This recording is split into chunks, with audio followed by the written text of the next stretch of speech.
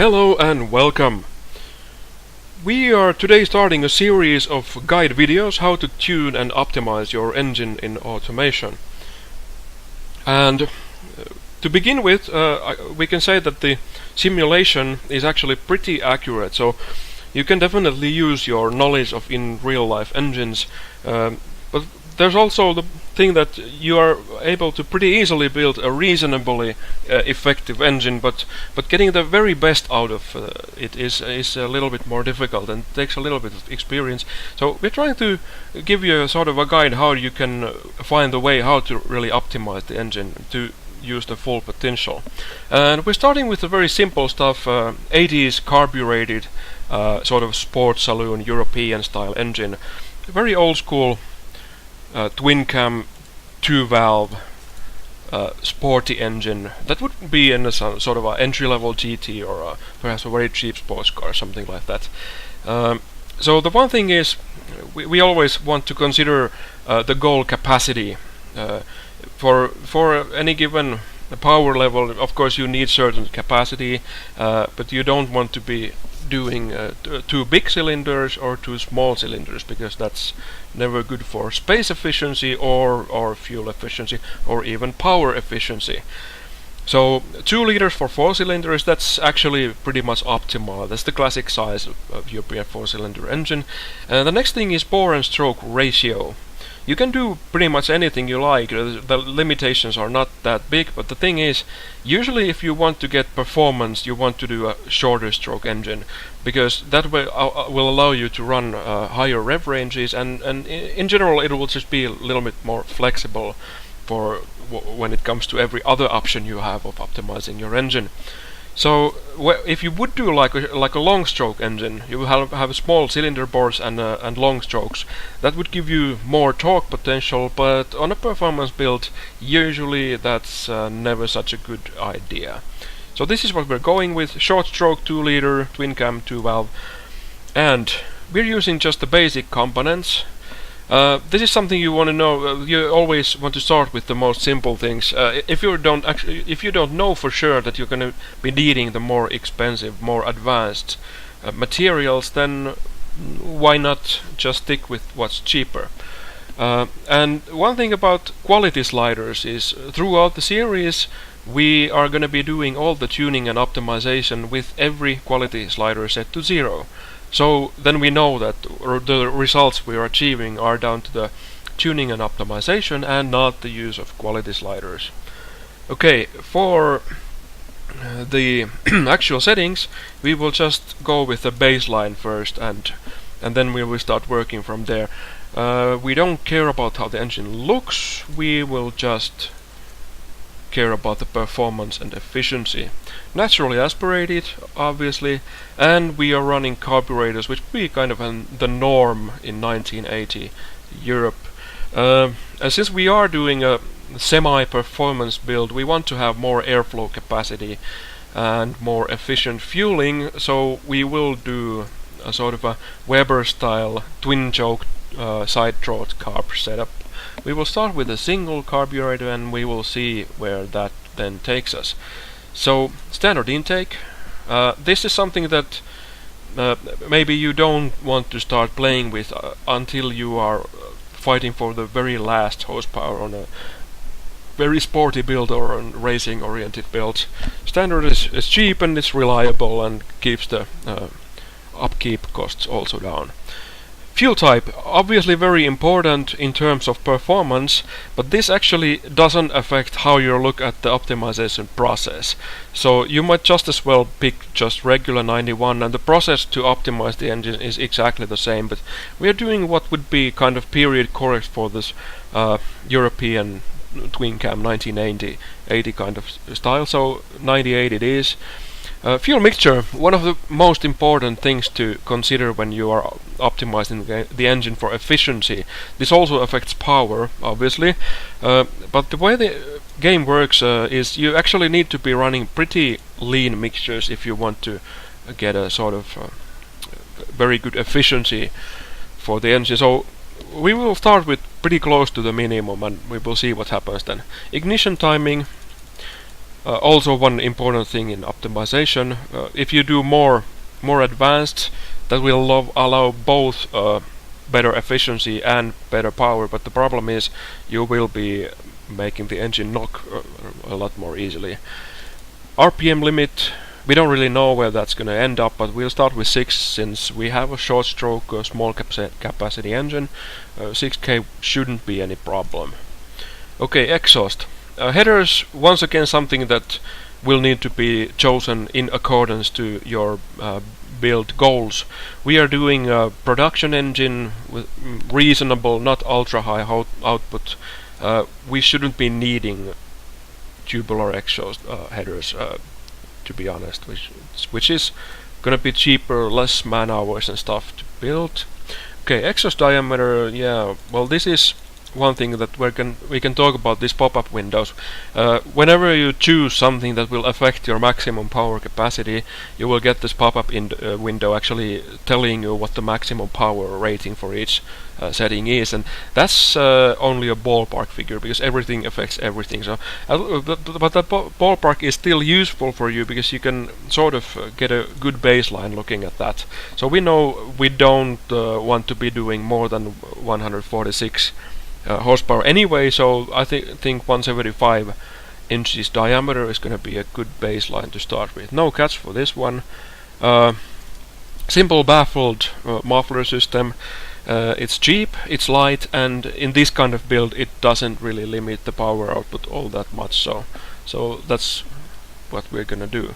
Okay, so we should have some kind of baseline now. Let's see what happens when we actually try to run the engine.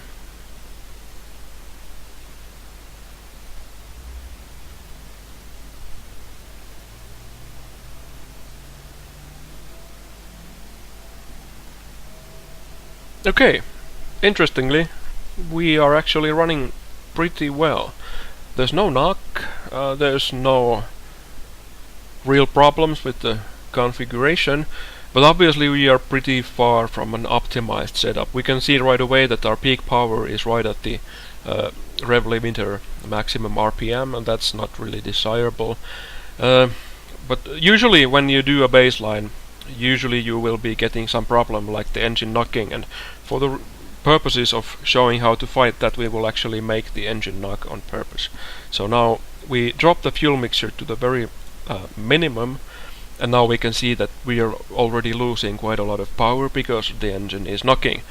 So now then, there are, on a normally aspirated engine, actually 4 things that mainly affect the knocking tendency. The first thing is compression ratio. The second thing is cam profile. The third thing is fuel mixture, and the final 4th thing is ignition timing. So those 4 are the things that you need to be looking at when you want to combat potential knocking of the engine. So the game usually just tells you to drop compression ratio, which will work. If you just drop this, you will notice that immediately you get rid of the knock. Yeah, sure, that should work, but the problem is you don't actually want to go too low, because lower compression will lose your power and it will lose your efficiency. So we will be looking at other ways right now, because 9.5 is actually not really high compression for this kind of engine. So cam profile, this is interesting. You know, if we start raising this up, going for a more aggressive cam, we can see that eventually we get to a point where the knocking is gone. 56 on this tab and we're no longer knocking. We're getting more power, but the problem with this is, of course, that economy is suffering. More aggressive cam profiles give you more power, but you will lose a lot in the economy respect. So why this actually helped us reduce knocking is kind of what we're doing when we change the cam profile is we are actually setting up the optimal rev range for the engine. And now it just happened that a more aggressive cam timing actually brought the efficiency area up to the higher rev register, and it seems that the engine is less likely to knock in that area. But we don't really want to do this either, because we need to get a lot better efficiencies that we're getting now. So we are looking at the final 2 things. We already noticed that the fuel mixture had an effect. When we started playing with this, we started knocking pretty severely. But the thing is, the richer mixture you run, you will get better power, but it will also really hurt your efficiency. Now, for the purpose of this this guide video, we are actually gonna solve the knocking problem using the ignition timing tab. 60 is actually too aggressive for this kind of engine. All these four things are something that you need actually to optimize together, remembering what kind of engine build you're doing. But now, if we start retarding this, we notice that here at 55 we have eradicated the knock completely. And actually, what we can do now is we can actually start to optimize the engine setup. We can see that the peak power is a little bit too high for my liking. We don't want to be doing too high RPM because that will hurt both reliability and it will hurt efficiency. So now we can work with ignition timing. Yeah, remembering that more advanced is generally a good idea, but you have to remember that all the other settings will need to be adjusted if you go super high on this regard. So we will look at the Eco tab and the Performance Index tab, and we will find that 55 is currently actually the optimal setting. But then we need to start looking at other things like cam timing, because now we already mentioned that we are making peak power a little bit too high up the rev range, and what we actually want to do is we want to lower the cam profile.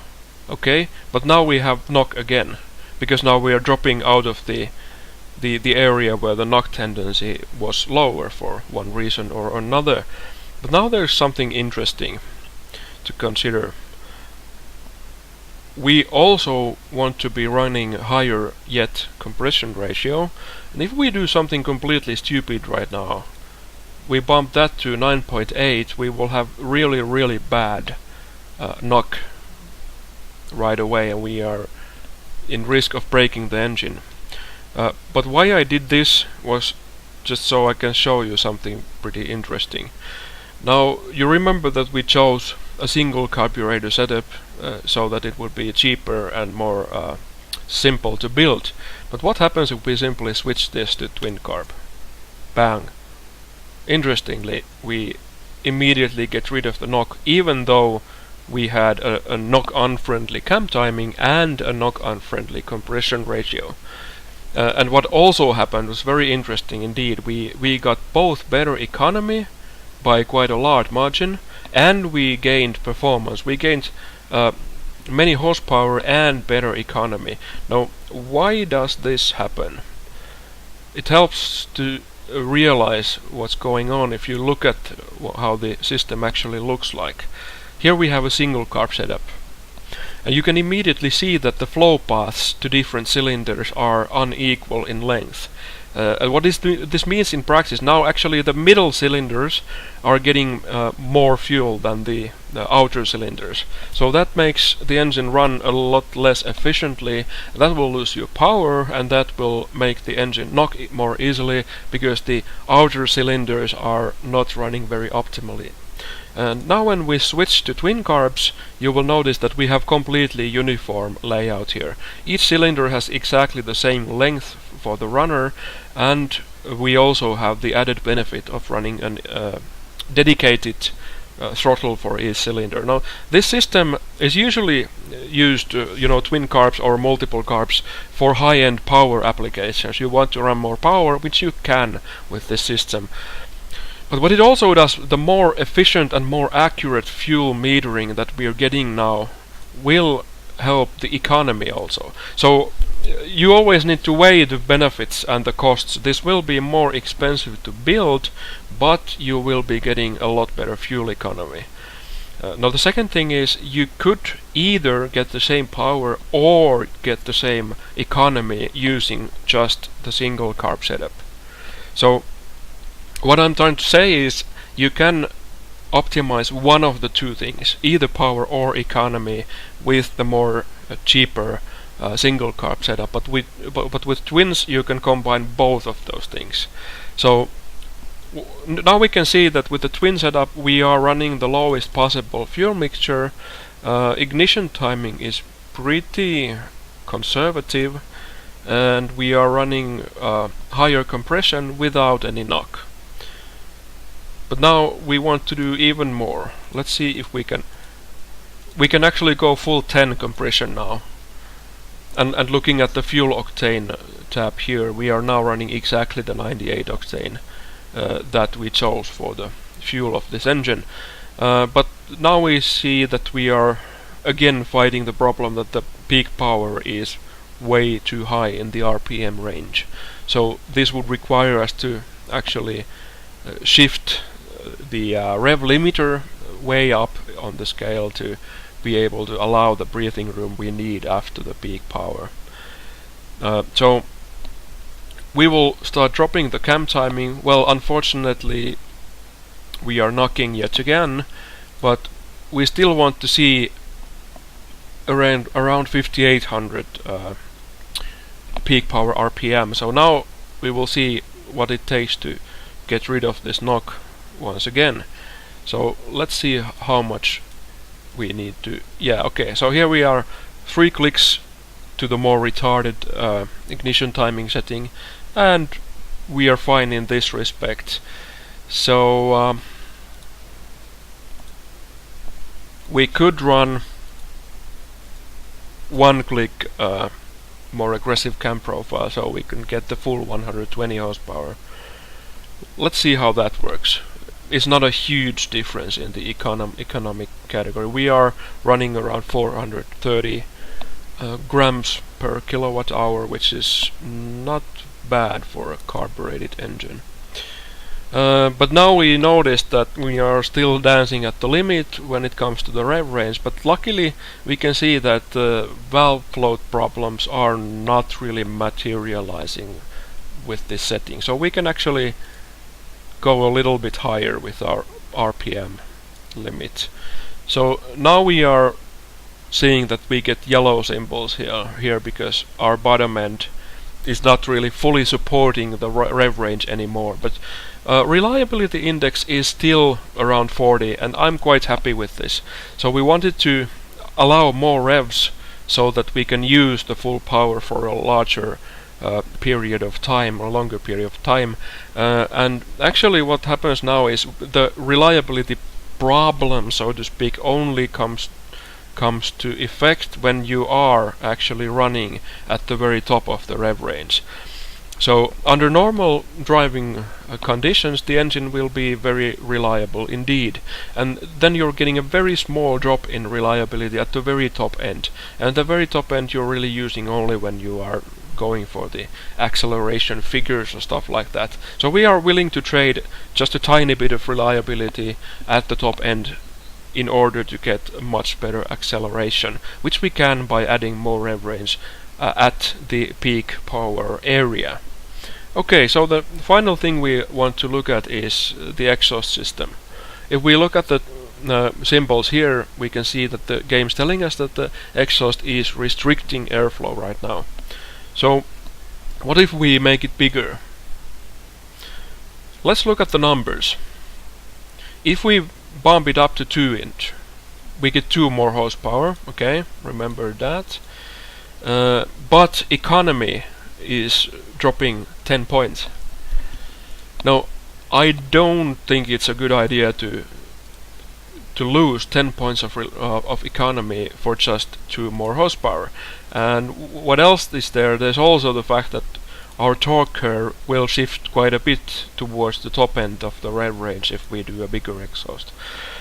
So that's not really desirable for a road car engine. We want to be using full power where we are using the engine. Now, one thing about normally aspirated engine, the challenge is you have to think about airflow whatever you do, and we can see what happens if we just go bigger and bigger and bigger. We will soon start losing power drastically, and this is the thing that normally aspirated engines, they rely on the exhaust system not only does it need to have enough diameter to flow the required amount of air, you must actually optimize the diameter, because on a normally aspirated engine the exhaust needs to have sort of certain turbulence character. It needs to have certain shapes and certain diameters for it to optimally flow the required amount. So by using just a little bit smaller exhaust than would give you the ultimate power, you can improve your torque range and economy quite a bit. So that's just something that you can keep in mind. Okay, so one thing, we will look at the ignition timing just a little bit, and we actually see that we can drop below the 430 range once we bump this up just a tiny bit, and we can see that we can't go more advanced than 53 because then we are knocking again. But now we have the rev range we like, we have the torque range we like, we have the power that we wanted to get, and we are really quite reliable also. So now the engine is running well and it's optimized for efficiency and performance.